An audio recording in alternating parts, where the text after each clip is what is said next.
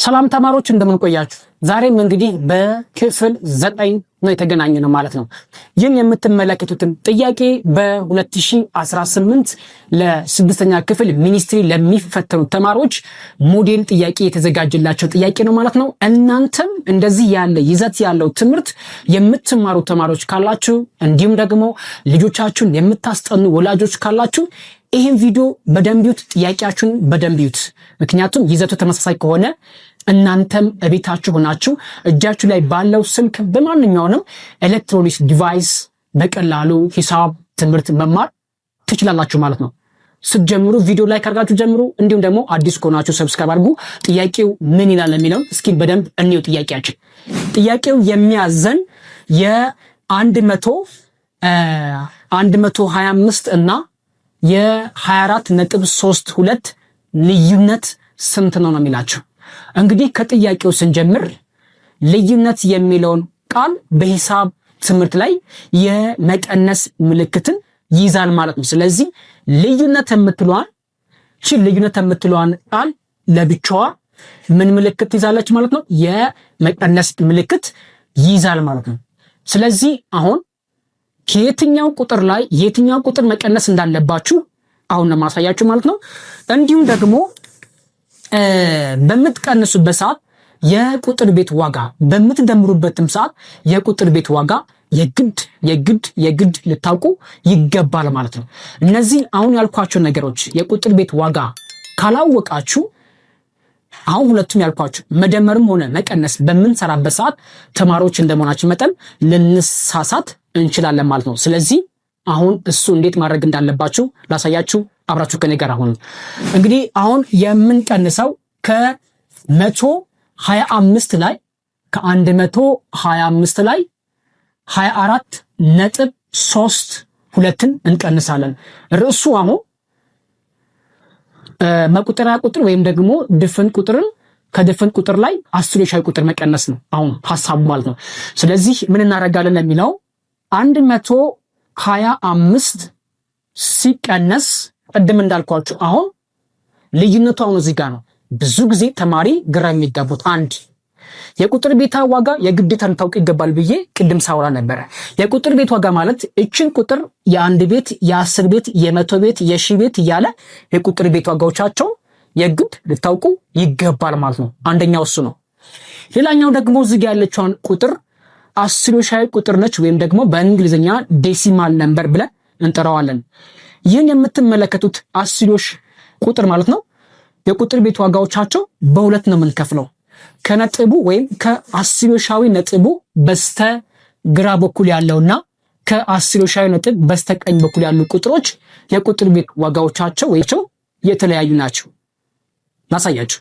ስለዚህ እነዚህ ቁጥሮች የአንድ ቤት፣ የ10 ቤት ደግሞ አለው የአንድ ቤት፣ የ10 ቤት የቁጥር ቤት ዋጋዎቻቸው ቅድም ሰው ላይ ነበረ።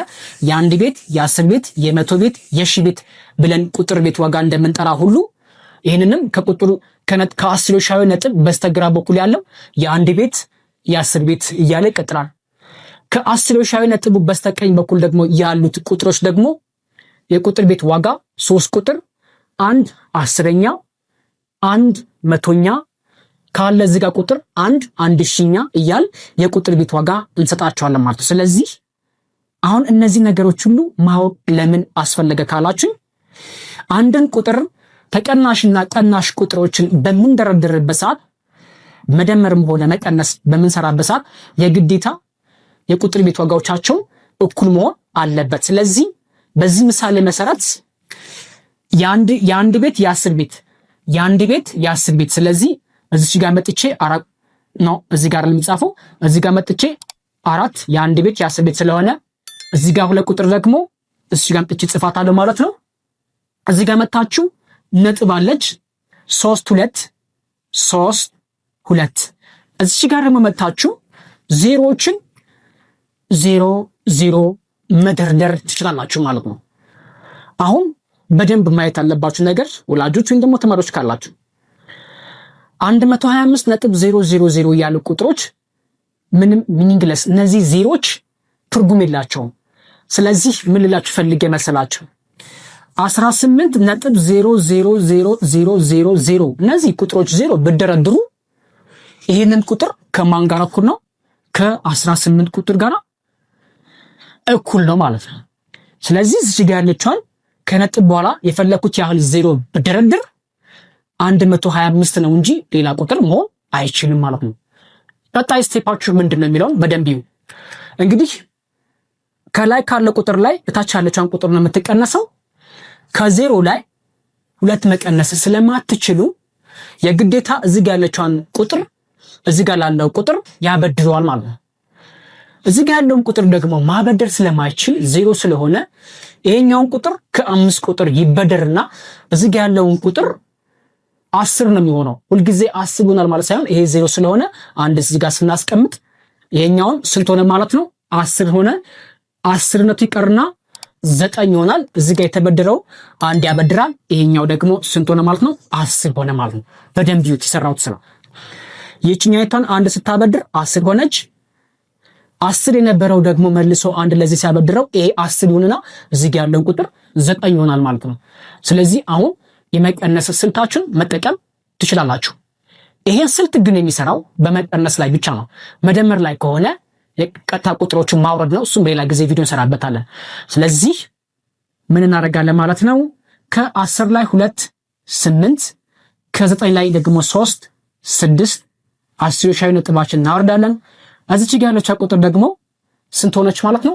4 ቁጥር ሆነች። ለምን ብላችሁ ከጠየቃችሁ 5 ቁጥር ነበረ። ለነዚህ ለሁለቱም ዜሮች አንድ ቁጥር አንድ ሲያበድር 5 ነበረ፣ ወደ 4 ይቀየራል ማለት ነው። ስለዚህ አሁንም ከ4 ላይ 4 ስትቀንሱ 0 ይሆናል ማለት ነው።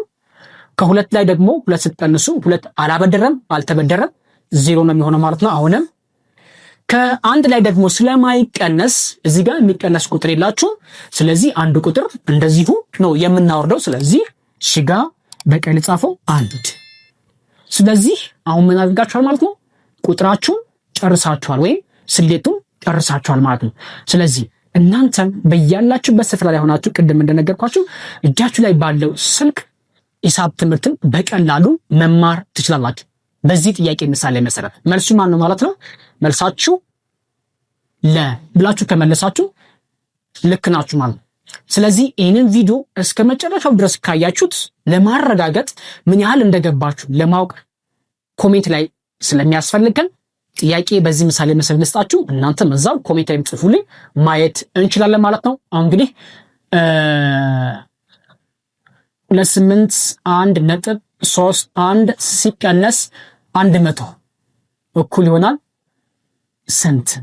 የዚህ መልስ እዚህ ጋር ብታስቀምጡ ማንበብ እንችላለን፣ ማየት እንችላለን። በቀጣይ ቪዲዮ እንደምንገናኝ ተስፋ እናደርጋለን። እንግዲህ ይህን ቪዲዮ ካያችሁ በኋላ እነዚህ ሁለቱም ቪዲዮችን በደንብ ይዋቸው፣ ይጠቅሟችኋል። ክፍል 8 እና ክፍል 7ን በደንብ ይዋቸው። እጅግ በጣም ጠቃሚ ቪዲዮች ናቸው። በቀጣይ ቪዲዮ እንገናኝ። ይመቻችሁ።